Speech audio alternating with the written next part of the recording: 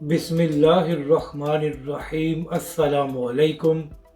मैं हूं अली असगर और आप देख रहे हैं मेरा यूट्यूब चैनल।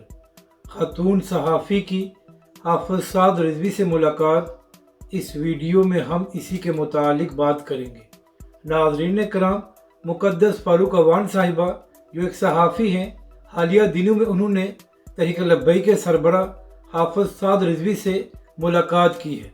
तो नाज़रीन कराम, इस मुलाकात के बाद मुक़द्दस अवान साहिबा ने कहा कि तहरीक लब्बैक के सरबरा हाफ़िज़ साद रिज़वी 2 हलकों से इलेक्शन लड़ेंगे और इसके साथ साथ खातून सहाफ़ी ने यह भी कहा कि तहरीक लब्बैक के सरबरा नहायत ही काबिल तारीफ़ हैं कि मौक़े होने के बावजूद हाफ़िज़ साद रिज़वी ने सियासी फ़ायदा नहीं उठाया।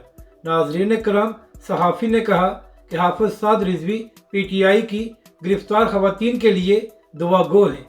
यानी कि नाज़रीन कराम, इमरान खान की हुकूमत में तहरीक लब्बैक के कायदीन और कारकुनों के घरों के चादर और चारदीवारी के तकद्दुस को पामाल किया गया, मगर इसके बावजूद हाफ़िज़ साद रिज़वी इस बात की मज़म्मत करते हैं कि जो कुछ PTI की ख़वातीन के साथ हो रहा है। यानी कि नाज़रीन कराम, आप खुद अंदाज़ा लगाएं कि तहरीक लब्बैक के सरबरा हाफ़िज़ साद रिज़वी का ज़र्फ़ कितना बड़ा है।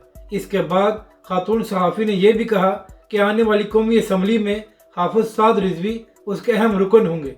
यानी कि नाज़रीन कराम, खातून सहाफ़ी को पूरा यकीन है कि हाफ़िज़ साद रिज़वी अपनी सीटें आराम से जीत जाएंगे। तो नाज़रीन कराम, आप यहाँ से अंदाज़ा लगा लें कि हाफ़िज़ साद रिज़वी पाकिस्तानी अवाम में किस कदर मकबूल हैं कि सहाफ़ी को मालूम है कि हाफ़िज़ साद रिज़वी जीत जाएंगे।